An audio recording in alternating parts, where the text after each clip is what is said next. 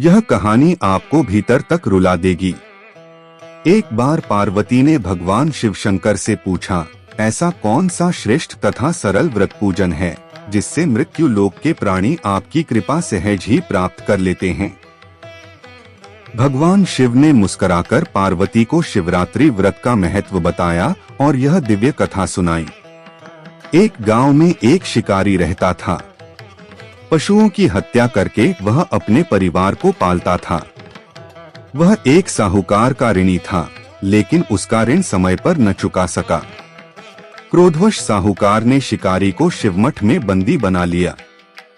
संयोग से उस दिन महाशिवरात्रि थी। शिकारी ध्यानमग्न होकर शिव संबंधी धार्मिक बातें सुनता रहा। चतुर्दशी को उसने शिवरात्रि की कथा भी सुनी। संध्या होते ही साहूकार ने उसे अपने पास बुलाया और ऋण चुकाने के विषय में बात की। शिकारी अगले दिन सारा ऋण लौटा देने का वचन देकर बंधन से छूट गया। अपनी दिनचर्या की भांति वह जंगल में शिकार के लिए निकला, लेकिन दिन भर बंदी गृह में रहने के कारण भूख प्यास से व्याकुल था। शिकार करने के लिए वह एक तालाब के किनारे बेल वृक्ष पर पड़ाव बनाने लगा। बेल वृक्ष के नीचे शिवलिंग था जो बिल्वपत्रों से ढका हुआ था। शिकारी को उसका पता न चला। पड़ाव बनाते समय उसने जो टहनियां तोड़ी वे संयोग से शिवलिंग पर गिरी। इस प्रकार दिन भर भूखे प्यासे शिकारी का व्रत भी हो गया और शिवलिंग पर बेलपत्र भी चढ़ गए। रात्रि का पहला पहर बीत चुका था। तभी एक गर्भिणी मृगी तालाब पर पानी पीने आई। शिकारी ने धनुष पर तीर चढ़ाकर ज्यों ही प्रत्यंचा खींची। मृगी बोली, मैं गर्भिणी हूं, शीघ्र ही प्रसव करूंगी। तुम एक साथ दो जीवों की हत्या करोगे जो ठीक नहीं है। मैं अपने बच्चे को जन्म देकर शीघ्र ही तुम्हारे सामने प्रस्तुत हो जाऊंगी, तब तुम मुझे मार लेना। शिकारी ने प्रत्यंचा ढीली कर दी और मृगी झाड़ियों में लुप्त हो गई। कुछ ही देर बाद दूसरी मृगी उधर से निकली। शिकारी की प्रसन्नता का ठिकाना न रहा। समीप आने पर उसने धनुष पर बाण चढ़ाया। तब उसे देख मृगी ने विनम्रतापूर्वक निवेदन किया, हे पारधी, मैं थोड़ी देर पहले ही ऋतु से निवृत्त हुई हूँ। कामातुर विरहिणी हूँ। अपने प्रिय की खोज में भटक रही हूँ। मैं अपने पति से मिलकर शीघ्र ही तुम्हारे पास आ जाऊंगी। शिकारी ने उसे भी जाने दिया। 2 बार शिकार को खोकर उसका माथा ठनका वह चिंता में पड़ गया। रात्रि का आखिरी पहर बीत रहा था। तभी तीसरी मृगी अपने बच्चों के साथ उधर से निकली। शिकारी के लिए यह स्वर्णिम अवसर था। उसने धनुष पर तीर चढ़ाने में देर न लगाई। वह तीर छोड़ने ही वाला था कि मृगी बोली, हे पारधी, मैं इन बच्चों को पिता के हवाले करके लौट आऊंगी। इस समय मुझे मत मारो। शिकारी हंसा और बोला, सामने आए शिकार को छोड़ दूं, मैं ऐसा मूर्ख नहीं। इससे पहले मैं 2 बार अपना शिकार खो चुका हूँ। मेरे बच्चे भूख प्यास से तड़प रहे होंगे। उत्तर में मृगी ने फिर कहा, जैसे तुम्हें अपने बच्चों की ममता सता रही है, ठीक वैसे ही मुझे भी, इसलिए सिर्फ बच्चों के नाम पर मैं थोड़ी देर के लिए जीवनदान मांग रही हूँ।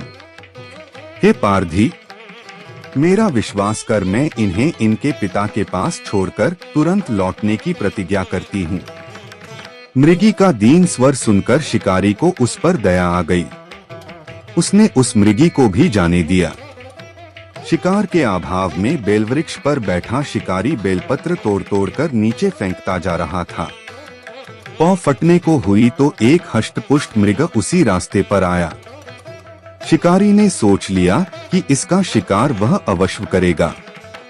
शिकारी की तनी प्रत्यंचा देखकर मृग विनीत स्वर में बोला, हे पारधी भाई, यदि तुमने मुझसे पूर्व आने वाली 3 मृगियों तथा छोटे छोटे बच्चों को मार डाला है तो मुझे भी मारने में विलंब न करो, ताकि उनके वियोग में मुझे एक क्षण भी दुख न सहना पड़े। मैं उन मृगियों का पति हूँ। यदि तुमने उन्हें जीवनदान दिया है तो मुझे भी कुछ क्षण जीवनदान देने की कृपा करो। मैं उनसे मिलकर तुम्हारे सामने उपस्थित हो जाऊंगा।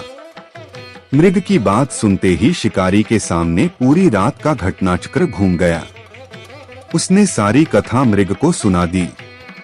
तब मृग ने कहा, मेरी तीनों पत्नियां जिस प्रकार प्रतिज्ञाबद्ध होकर गई हैं, मेरी मृत्यु से अपने धर्म का पालन नहीं कर पाएंगी। आठ जैसे तुमने उन्हें विश्वासपात्र मानकर छोड़ा है, वैसे ही मुझे भी जाने दो।